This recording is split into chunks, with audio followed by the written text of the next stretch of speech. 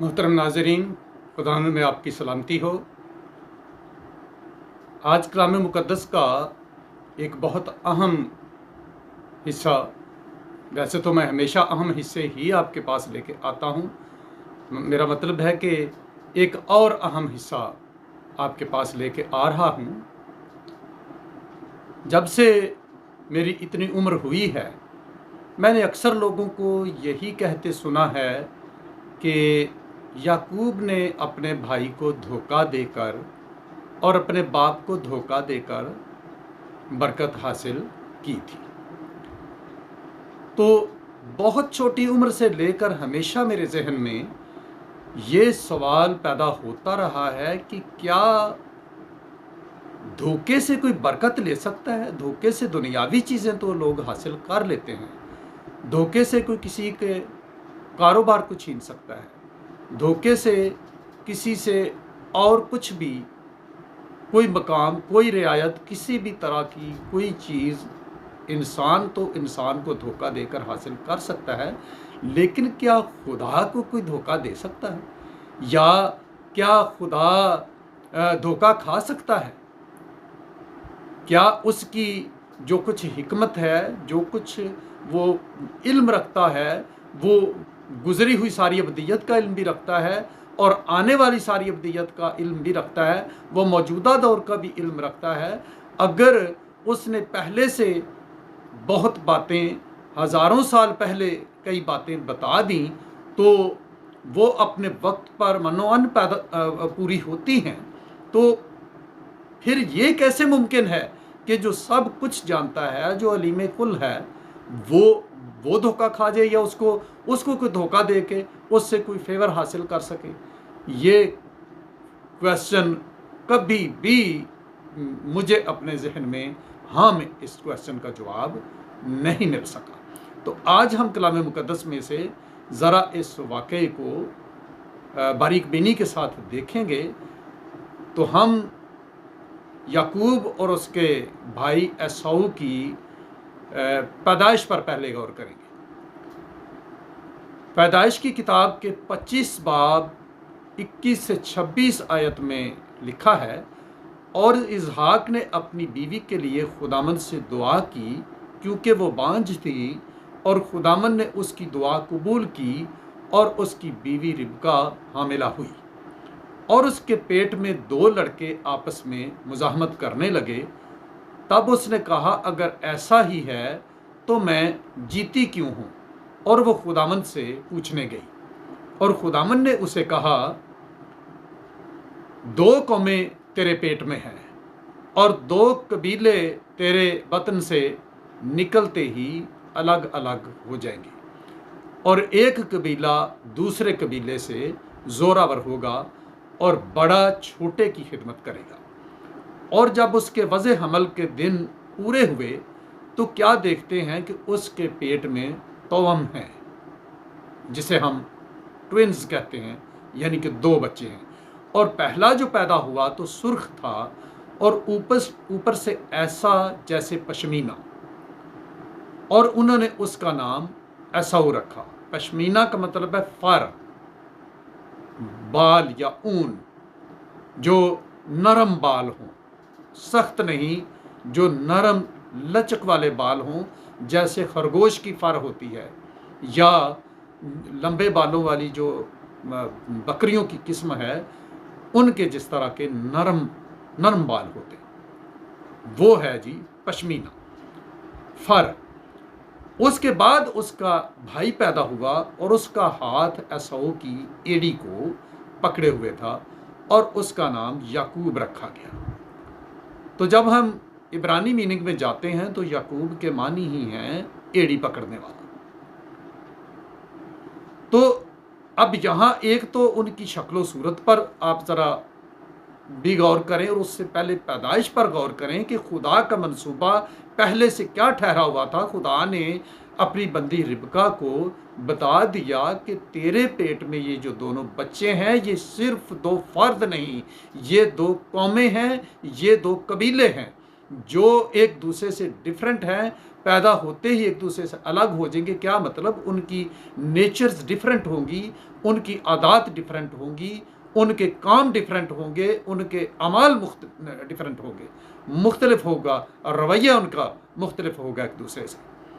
تو جب یہ سب کچھ پہلے سے خدا کے علم میں تھا اور خدا نے اپنی بندی پر پہلے ظاہر کر دیا کہ یہ ہوگا، اور یہ بھی بتا دیا کہ میں چھوٹے کو فضیلت دوں گا، بڑا چھوٹے کی خدمت کرے گا، یعنی کہ اس کا غلام ہوگا، چھوٹا جو ہوگا وہ افضل ہوگا۔ تو یہ تو خدا کی طرف سے پہلے سے مقرر تھا کہ جو بابرکت ہوگا، جو افضل ہوگا، جس کو فضیلت دی جائے گی، جس کو برتری دی جائے گی، وہ چھوٹا ہے۔ اگرچہ عمر کے لحاظ سے تو وہ چھوٹے بڑے نہ تھے، صرف پیدا ہوتے وقت دنیا میں نمودار ہونے کے لحاظ سے ایک کو بڑا اور دوسرے کو چھوٹا کہا گیا، ورنہ تو وہ ایک ہی عمر کے تھے۔ جب وہ ٹوینز تھے، جب وہ جڑواں تھے، تو پھر وہ ایک ہی عمر رکھتے تھے۔ تو جب وہ بڑے ہوئے تو دنیا میں پہلے وارد ہونے کی وجہ سے عیساؤ کو پہلوٹھا سمجھا جاتا تھا۔ تو پہلوٹھے کے موضوع پر میرے چینل پر پہلے سے میرا ایک پیغام موجود ہے، پہلوٹھے کی برکت، اس کو بھی ضرور سنیے گا۔ یہاں بھی میں پہلوٹھے کی کچھ باتیں ضرور کروں گا۔ تو پہلوٹھے کے حق کا سودا ان دونوں کے بیچ میں کس طرح ہوا؟ پیدائش 25 باب کی 27 سے 34 آیات میں لکھا ہے، اور میں اس میں سے صرف 29، 30 اور 31 آیات پڑھوں گا۔ اور یعقوب نے دال پکائی، اور عیساؤ جنگل سے آیا اور بے دم ہو رہا تھا، اور عیساؤ نے یعقوب سے کہا، یہ جو لال لال ہے مجھے کھلا دے، کیونکہ میں بے دم ہو رہا ہوں۔ اسی لیے اس کا نام ادوم بھی ہو گیا۔ ادوم کے لفظی معنی بھی سرخ ہے۔ تب یعقوب نے کہا، تو آج اپنا پہلوٹھے کا حق میرے ہاتھ بیچ دے۔ عیساؤ نے کہا، دیکھ میں تو مرا جاتا ہوں، پہلوٹھے کا حق میرے کس کام آئے گا؟ تب یعقوب نے کہا کہ آج ہی مجھ سے قسم کھا۔ اس نے اس سے قسم کھائی، اور اس نے اپنا پہلوٹھے کا حق یعقوب کے ہاتھ بیچ دیا۔ تب یعقوب نے عیساؤ کو روٹی اور مسور کی دال دی۔ وہ کھا پی کر اٹھا اور چلا گیا۔ یوں عیساؤ نے اپنے پہلوٹھے کے حق کو ناچیز جانا۔ اب یہاں اس جوان کا حال دیکھیں کہ وہ جس طرح خداوند نے پہلے سے کہا تھا کہ ان کی نیچرز ڈیفرنٹ ہوں گی، اور اس کا حلیہ بھی کچھ جنگلی قسم ہی کا تھا کہ جسم پر لمبے لمبے بال، انسانوں کے جسم پر لمبے لمبے بال نہیں ہوتے۔ تو آگے چل کر بھی ہم دیکھتے ہیں 27 باب میں کہ جس وقت یعقوب برکت لینے کے لیے باپ اسحاق کے پاس گیا، تو اس نے اپنے ہاتھوں اور کندھوں پر، ہاتھوں پر اور شولڈرز پر اس نے وہ بکری کے بچے کے کھال لپیٹ لی۔ تو جب اس کے کندھوں کو، اس کے شولڈرز کو اسحاق نے چھوا، کیونکہ ان کی نظر کام نہیں کر رہی تھی، اس کے ہاتھوں کو چھو کر دیکھا تو انہیں یہی لگا کہ یہ عیساؤ ہی ہے۔ تو آپ اندازہ کریں کہ عیساؤ کی بدنی شکل و صورت میں اور کسی بکرے کی شکل و صورت میں کوئی فرق نہ تھا۔ تو جیسا کلام مقدس میں ان ابواب میں واقعہ لکھا ہے کہ وہ اپنا زیادہ وقت جنگل ہی میں گزارتا تھا۔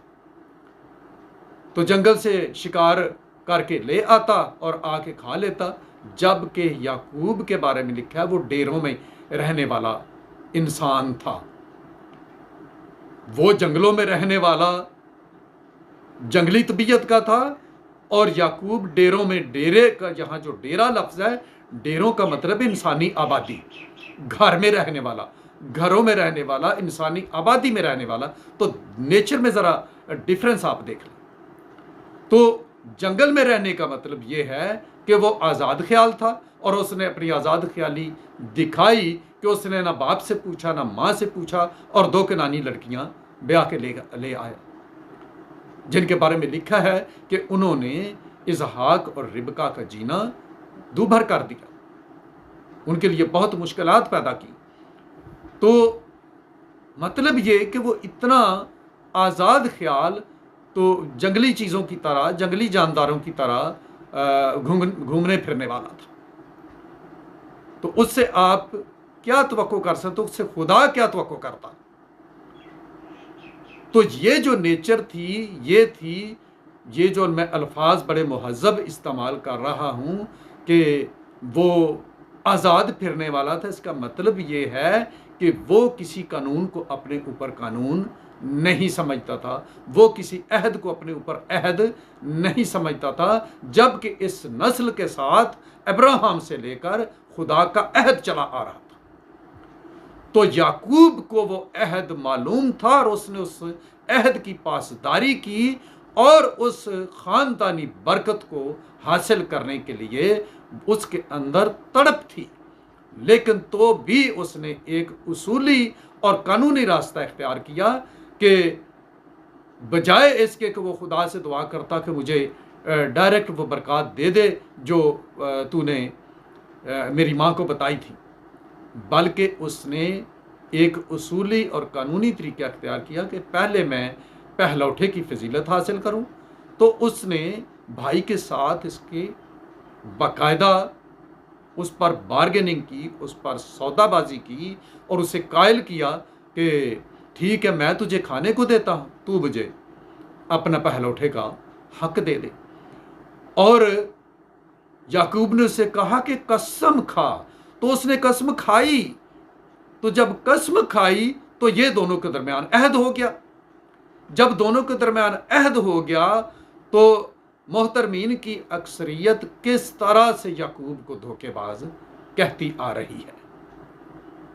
پہلوٹے کا حق تو یعقوب کو مل چکا تھا، اور جب اس نے اسحاق نے پوچھا، یعقوب سے پوچھا کہ تو کون ہے، تو اس نے کہا میں تیرا بیٹا، پہلوٹا بیٹا ایساؤ ہوں۔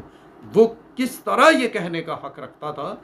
کیونکہ اس نے ایساؤ کی جگہ لے لی ہوئی تھی، اس نے وہ مقام خریدا تھا۔ سمجھیے اس بات کو، اس نے وہ مقام خرید لیا تھا ایساؤ کا۔ تو ایساؤ کی جگہ پر اب پہلوٹا وہ تھا، جبکہ ایساؤ اپنا حق بیچ کر یعقوب کی جگہ چھوٹا بن چکا تھا۔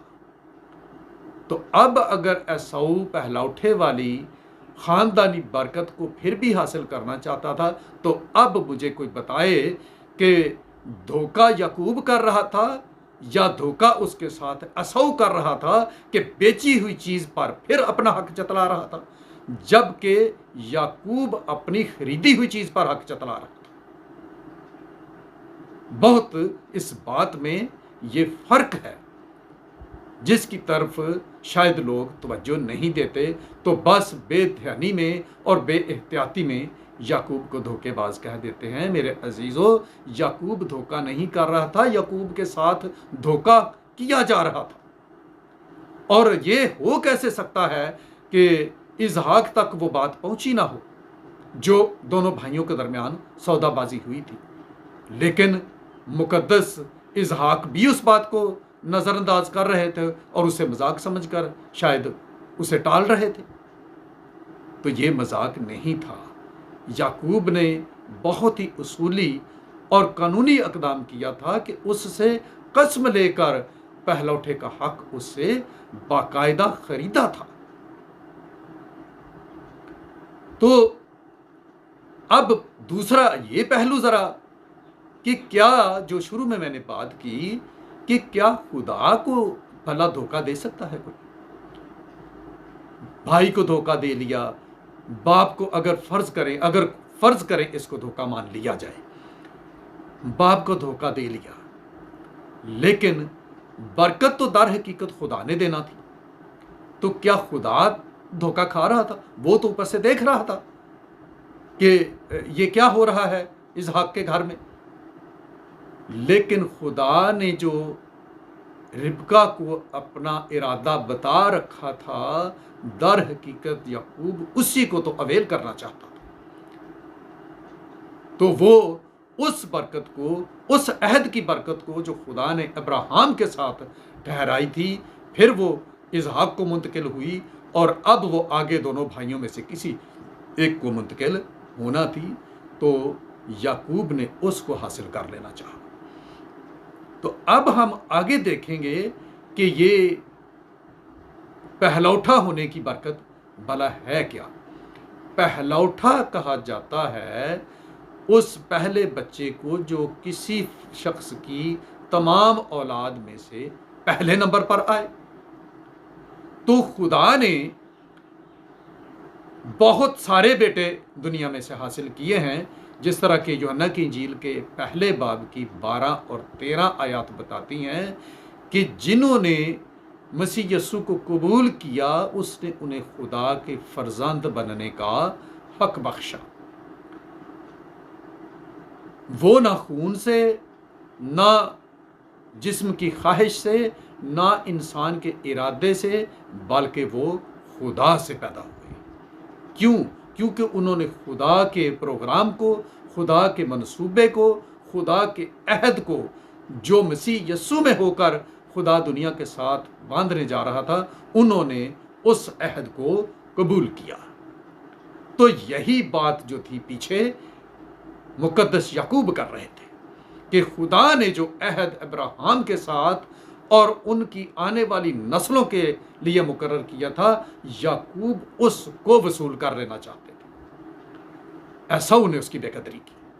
پہلے نمبر پر تو اس نے ابراہیم کے ساتھ خدا کے اس عہد کی خلاف ورزی اسی وقت کر دی جب وہ کنانی لڑکیوں کو بیاہ کر لایا، تو وہ اس عہد سے خود ہی باہر ہو گیا، کیونکہ اسحاق نے جو پابندی یعقوب پر لگائی، بلکہ اس سے پہلے ابراہیم نے جو پابندی اسحاق کے لیے ٹھہرائی تھی کہ کنعان میں سے ہرگز شادی نہیں کرنا، اور یہ ممکن نہیں کہ یہ بات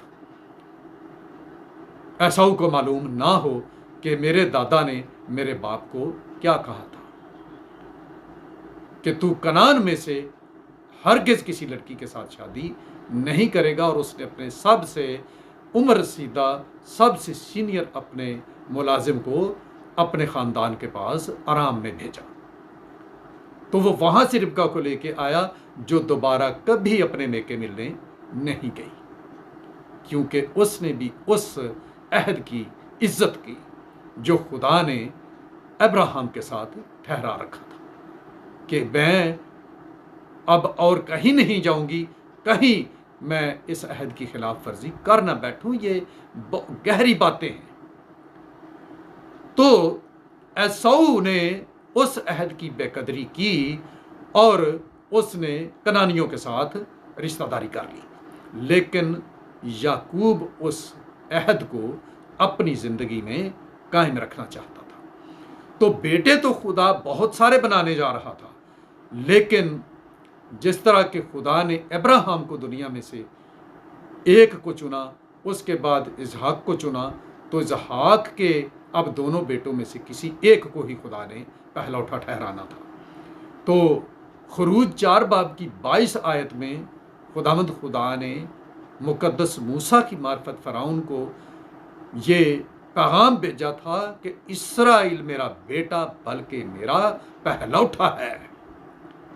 دنیا میں سے لیے جانے کے سبب سے پہلوٹا، کیونکہ دنیا میں سے خدا نے کس کی نسل کو لیا؟ یعقوب کی نسل، اور اس کی اولاد کو اپنی قوم قرار دیا۔ تو یہ تھا پہلوٹے کا حقیقی حق، جس کو مقدس یعقوب نبی حاصل کرنا چاہتے تھے۔ یہ کیسے ہو سکتا ہے کہ ایک شخص نبی مقرر ہونے جا رہا ہو اور اس کے اندر دھوکہ بازی ہو؟ ایسا ہرگز نہ ہو سکتا تھا، نہ ہو سکتا ہے، اور نہ آئندہ کبھی ہو سکے گا۔ دھوکے سے کوئی برکت حاصل نہیں کر سکتا۔ کچھ مفادات کوئی حاصل کر لے تو کر لے، لیکن وہ بھی بعد میں اس کے لیے نقصان اور مصیبت کا باعث ہی بنتی ہیں اور بنیں گی۔ تو اس لیے جو کوئی بھی اس پیغام کو سنے، آئندہ کبھی نہ خود ایسا کہے اور نہ کسی اور کو کہنے دے، بلکہ ہر کسی کو یہ سمجھائیے کہ یعقوب نے جو حق باقاعدہ ایک اصولی اور قانونی طریقے سے ایک قسم کے تحت، ایک عہد کے تحت جو حاصل کیا تھا، اس نے جا کر اس کو حاصل کیا جو اس سے چھینا جا رہا تھا، جس سے اسے محروم کیا جا رہا تھا۔ تو دھوکہ تو دراصل یعقوب کے ساتھ ہونے جا رہا تھا، لیکن چونکہ خدا اس کے ساتھ تھا، خدا نے پہلے سے اسے چن رکھا تھا، کیونکہ وہ خدا کی مرضی کے مطابق شخص تھا جس نے اپنے دادا کے ساتھ کیے ہوئے خدا کے عہد کی عزت کی۔ تو خدا کے عہد کی عزت کیجیے جو نجات دہندہ مسیح یسوع کے وسیلے اب دنیا کے ساتھ ہے، اس میں شامل ہو کر خدا کے فرزند بنیے، اور فرزند ہی باپ کی میراث کے وارث ہوتے ہیں۔ اس کے بعد وہ میراث یا وہ جائیداد، وہ پراپرٹی، وہ ان کو ہی ملتی ہے، وہ غیروں کو نہیں ملا کرتی۔ اس لیے اسی بات کی قدر مقدس یعقوب کو تھی، اسی بات کا انہوں نے پیچھا کیا کہ وہ ابدی میراث مجھ سے کھونے نہ پائے۔ یہ محض ایک خاندان کے پہلوٹے کے حق کی بات نہیں تھی، یہ آئندہ کے ایمانداروں کی جماعت میں پہلوٹا ہونے کا حق تھا۔ خداوند آپ کو اپنے کلام کی ان سب قیمتی باتوں سے کثرت کی برکت عطا کرے۔